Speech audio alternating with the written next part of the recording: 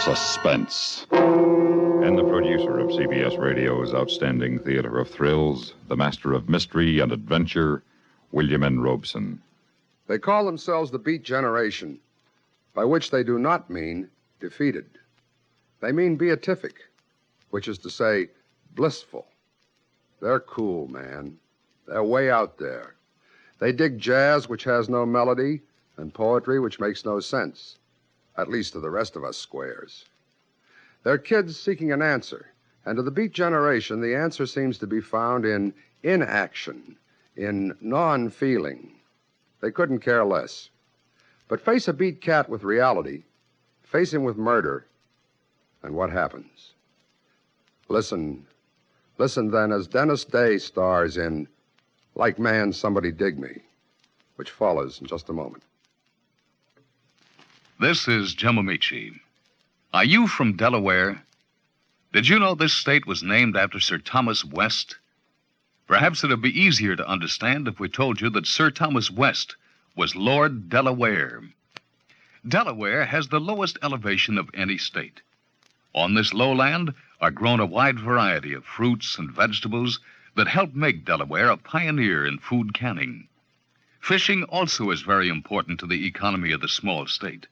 Delaware's poultry farms supply chickens to many of the large eastern markets. The Blue Hen State is important for the manufacture of chemicals, textiles, and paper. Its port of Wilmington was the site of the launching of the first iron seagoing propeller-type vessel. Delaware, the first state to sign the Constitution of the United States, has contributed much to the heritage of America. In the years ahead, Delaware will add much to America's future. And now, Like Man, Somebody Dig Me, starring Mr. Dennis Day, a tale well calculated to keep you in suspense.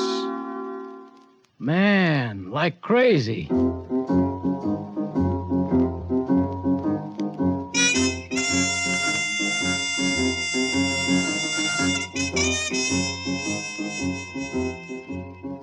Man, I dig everything.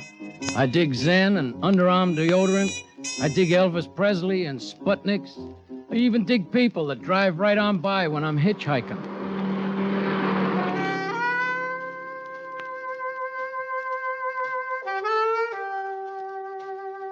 People call me the tennis shoe, 'cause I wear them and 'cause I'm always on the move. But mostly 'cause I'm cool, man. I could stand out here in the middle of this desert all day. And you know something? It wouldn't bother me. You want a lift? Hey, I'm with you, chick. How far you going? I just stick with Route 66, man, on to the ocean. We're on our way to Las Vegas. You going to California? Like I wrote a poem, man. I want to read it to the Pacific Ocean. The Pacific Ocean? Well, I already read it to the Atlantic. Well, if you read it to the Atlantic, why bother to read it to the Pacific? Man, have you ever read a poem to the Atlantic in January? Well, no, Cool, man. We almost didn't stop for you. You know, most people won't take a chance on hitchhikers these days. Yeah, you're lucky we picked you up. Hey, look, man, I don't know what you want, but I ain't got it. I got no rose to pin on you, no medals. Dig? I just stand by the road with my thumb up. If you want to pick me up, cool. If you want to drive on by, too cool. If you want to stop the car and let me out, that's okay with me. Because, man, I'm cool. I just don't care. You're the driver and I'm just along for the ride. You dig? I'm just making conversation. Uh-huh. If you're going to Vegas, man, you'll have to turn off at Kingman. I don't dig Vegas. Vegas is for squares. Right now, I'm gonna get some shut-eye. Oh, I'm tired, man. The cops run me out of town last night for building a fire to keep warm. So I'm tired, man. You mean just for building a fire? Like, how was I to know all that wood was somebody's house?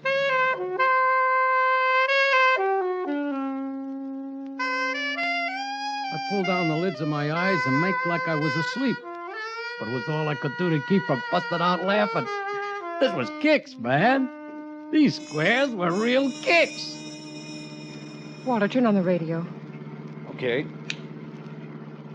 Walter, I don't like that man. Oh, Mary, don't be... Shh. Your voice down. Do you want to wake him up? I think he's crazy, and I think he's dangerous. Honey, he's perfectly harmless. I see his type on the road a lot lately. It's kind of a fad. They call themselves the beat generation.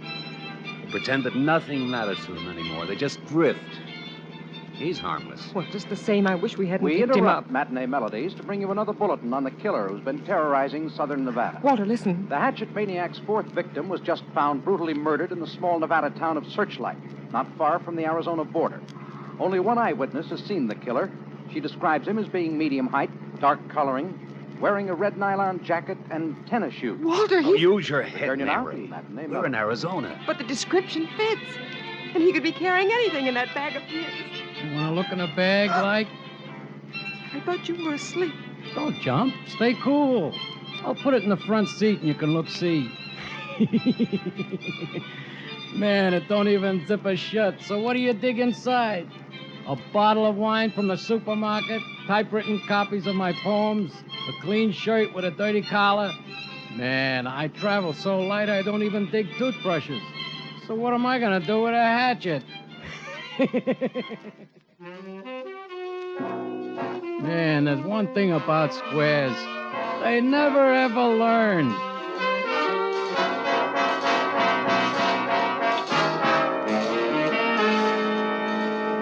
This is Kingman, buddy. Where do you want to get out? Anywhere. We've got to get some gas, too. Well, that's strange. The streets are almost deserted. With that maniac running loose, everybody's probably locked up indoors. Walter, shouldn't we have turned off by now? We're just about out of town. Yeah. Oh, wait a minute. Here's the place. See, it's tops, food, and gas. Look, why don't we pull in here and ask and get some gas at the same time? I don't see anybody. Like maybe they're closed. Lights are still on. I'll go Don't inside. leave me, Walter. There's nothing to be afraid of, man. Well, I'm certainly not going to stay out here alone. Why, thanks, chick. Walter! Like, who was I to stay in the car when the party's inside? Just as we go through the front door, some cat hustles in from the kitchen, wiping his hands on his apron. Oh, there you are. I didn't hear you drive up. Walter, he's got blood on his hand. Mary. Please don't be alarmed. Tomorrow's special's chicken and dumplings. Somebody has to kill the chickens. That's why I didn't hear you drive up. Oh. We need some gas. Yeah, man. Like gasoline? Man, like right away I got eyes to see this cat ain't nobody's pop, and he ain't never run no gas station before. What do you think, I'm gonna tell these squares? I drop my bag at the end of the counter, and then I walk around to the back of the station to scrub some of the dirt off my face. It takes me quite a while to scrub, but I come back around the station just in time to see the two squares drive off down the road. And what do you think happens? Instead of turning right to go to Vegas, they turn to the left. And when I come in the cafe, I surprise this cat behind the counter. Hey, hey, man, you walk up on people like too quiet. That's why they call me the tennis shoe. Look, you're hip. They call me the cat. I can tell why. Hey, where'd those two squares go? Mexico. Mexico? They said they were going to Vegas. Yeah, I know. They asked me where to turn, and I told them. If they drive long enough, they'll wind up in Mexico. Man, you are too cool.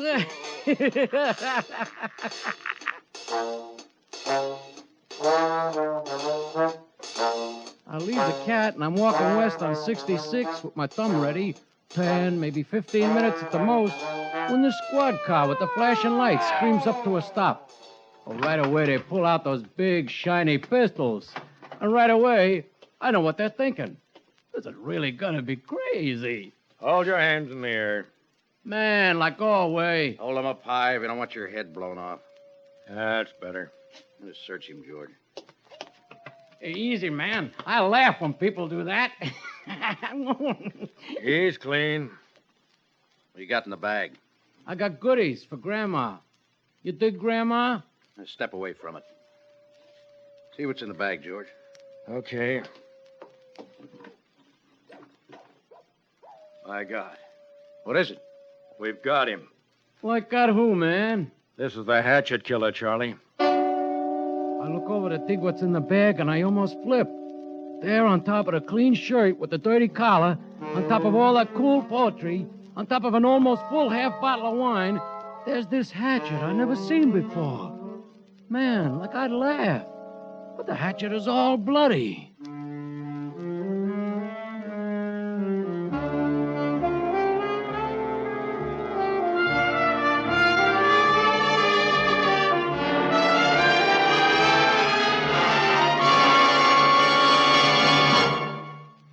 In a moment, we continue with the second act of Suspense. I think that I shall never see a poem lovely as a tree. Every American schoolchild is familiar with that couplet from the classic poem Trees. But how many remember that those lines were written by one who was proud to be an American fighting man? His name, Joyce Kilmer, Sergeant, 165th Infantry, 69th New York National Guard, AEF. In a letter written from the Western Front in 1918, Kilmer said, quote, I am a soldier in the most fascinating branch of the service there is. I have the finest job in the Army, unquote. What was the job? He was scouting advance enemy positions, scouring the woods for enemy machine gun nests. July 30th, 1918, Sergeant Joyce Kilmer was found lying over a little ridge with his eyes fixed as if still scouting the enemy's position, even in death. Joyce Kilmer never read the American fighting man's code of conduct. It wasn't written then. But he lived according to Article 1. I am an American fighting man. I serve in the forces which guard my country and our way of life. I am prepared to give my life in their defense.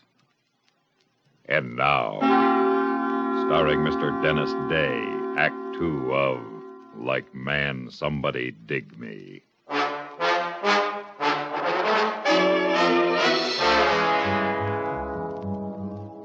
Now, look, buddy. You'd better give us your name and give it to us fast. I told you, man. I'm the tennis shoe. I don't like your flip attitude. So flip, man, flip. I don't know whether you realize it or not, but you're in bad trouble. You've been caught with a murder weapon and no identification and no alibi. I told you my story, but you don't dig it. You expect me to believe that you've just been passing through this state? Don't forget that Bronson cat in Gallup, New Mexico. He's all the alibi I need. I was swinging at a party at his place last night. All night. He digs me, so I'm not shook. This is a new kick, Daddy-O. I ain't never been up for murder before. Oh, it's too cool. Kingman Sheriff's Office. Yeah, he's here. It's the Gallup Police. Hello. Hey, you got him there with you? I'll put him on. Will you shut up so I can hear? Hello? Mr. Bronson, this is the Kingman Sheriff's Office. We got a man here that says you know him. Was at a party at your place last night. Calls himself the tennis shoe. What? Just a minute. Says he never heard of you. Hey, let me talk to him. Hello, man. Yeah, man. Hey, this is me, the tennis shoe. And you, like I know. Well, tell the man. I would, but I keep forgetting. Hey, Bronson, look, this is for real. They're trying to pin a murder on me. Crazy, man. You're way out there. Way out. Murder. What kicks? Like, man, won't somebody dig me? Now, do you want to tell me why you killed him? Yeah, but I didn't. You were carrying a hatchet that killed 5 people. How did it get in your bag? The cat must have put it there. Who's that? I told you already. You know, the guy that was at Pop's place. Who else saw him beside you? I told you, the 2 squares, what give me the lift. The man and woman you sent in the wrong direction? I didn't send him in the wrong direction. The cat did. He's cool. He did it for a kick. You killed the old man for a kick? No, I'm innocent. It's all a collection of circumstances. I'm just a victim of the world, man. Take him down and book him for first-degree murder. What's going on out there? Yeah, most everybody in town's out front. They're yelling for the hatchet killer. You aren't gonna let them in here, Chief, huh? Yeah, if they make up their mind they're coming in, it's going to take more than me to stop them. Oh, you can't let them get me. All right, throw them out here! We want Don't pay any attention to them, Daddy-O. I'm going to go out there and try and talk them out of it. Yeah. All right. Give me a chance to speak my mind. Quiet down. Quiet. We're all friends and neighbors. I know how you all felt about Pop Daniels. He was a friend of mine, too. But I know you all well enough to know that you all want to see justice done. That's what we brought the rope for. That's right. We want the killer. Now, quiet down a minute. Quiet down.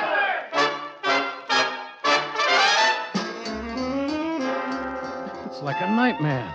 A million hands pull and drag me out of the jail across the street and into this sleepy little park in the center of town.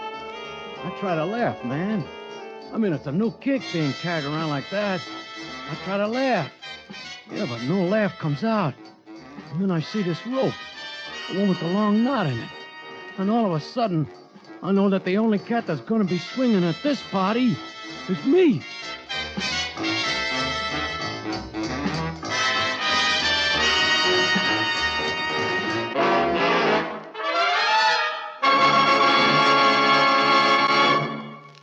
In a moment, we continue with the third act of Suspense.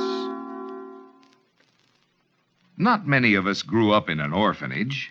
In fact, very few of us have ever set foot in an orphanage. Still, none of us would deny that they are a good thing. The same holds true for children's clinics. But say you lived in a town where there was no medical clinic for children. Then, one election day, a proposition calling for one appears on the ballot. What would you mark in the little square opposite the proposition? Put an X opposite no, saying to yourself, these kids are no concern of mine. Or would you turn it over in your mind and then place an X opposite yes, knowing that the underprivileged children should be helped? Of course you would. You know deep in your heart that at least the health of these children should be safeguarded, not only because they are children, but for two other reasons. First, you dislike suffering, and second, because they are the future. You would do your best to see to it that they receive the necessary medicine and the necessary fundamental foods to enable them to grow up as healthy and as strong as you are. Throughout the world, that is what UNICEF, the United Nations Children's Fund, is doing. It is a special agency of the United Nations, which is man's best hope for the future, for peace, and for justice. And now, starring Mr. Dennis Day, Act 3 of Like Man, Somebody Dig Me.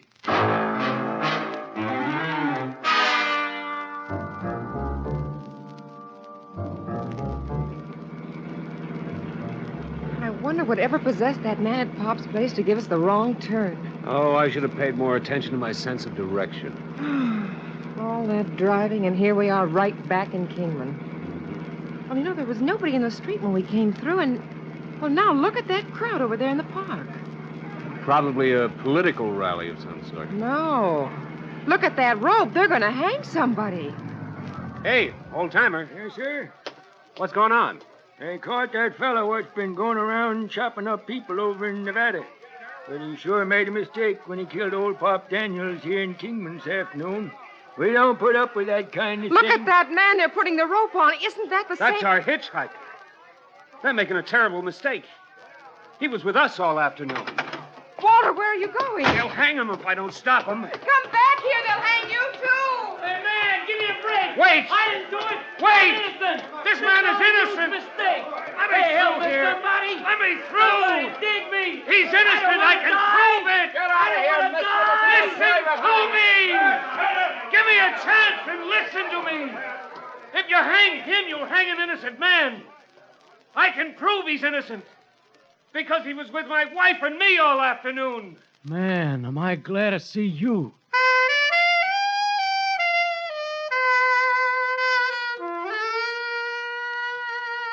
After that, it really wasn't any trouble. They told the cops where I'd been. The cops were mad because I wasn't the killer, but there wasn't anything they could do about it. And the next morning, I walk out of jail into the sunshine and the fresh air. Like, man, it's really great to be alive. And the world looks good. Even people look good. But I walk down the main drag, and in less than 5 blocks, I pass a little kid that tries to con me into buying up all his newspapers so he can go home early. A neon sign that screams good food and dance. 100 cars driven by guys that don't own them. And no apology for some guy I bumped into. And then I start wondering, what am I so gone about?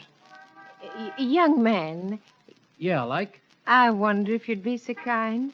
You see, my daughter let me out of her car. She told me the optometrist was straight ahead.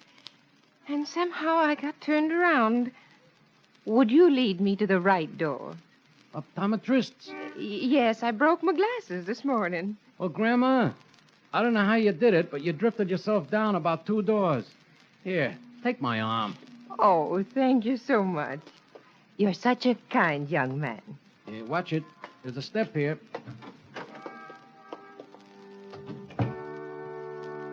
Oh, my, it's cool in here. Well, I didn't know you were hip, Grandma. And what nice music on the radio. Yeah, Mom, that's way out. Hey, look, here's a chair. You sit down. Oh, thank you so much. Oh, my, whatever would I have done without you? Shh. There's a sign over there that says, quiet, please. I'll tell the receptionist you're here. Don't go away. Can I help you? Yeah. Are you one of the family or a friend of the deceased? Oh, it's my mother. Yeah, she doesn't want to view the body. She just wants to sit here and meditate about the dearly departed. I see. Yeah, just leave her alone with her thoughts. I'll be by and pick her up in a while. We do our best to be a comfort in a time of trial and stress.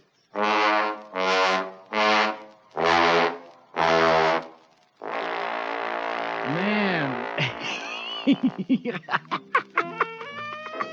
I get out of the street and I hot-foot it way out in the desert before I fall down and bust out laughing. Hey, I think of that old chick sitting in that funeral parlor waiting for a pair of glasses. And I just about crack up, man. Oh, I cracked.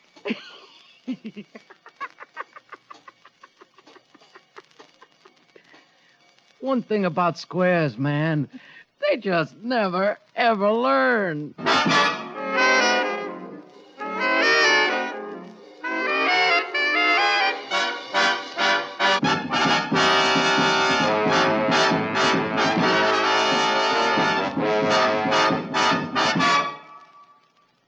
Suspense, in which Mr. Dennis Day starred in William N. Robson's production of Like Man, Somebody Dig Me, written by George Bamber.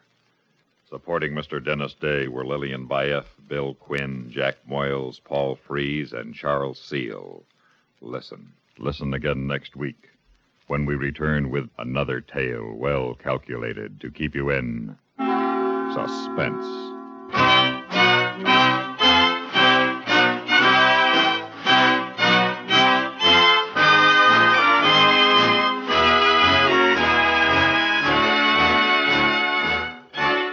Suspense has come to you through the worldwide facilities of the United States Armed Forces Radio and Television Service.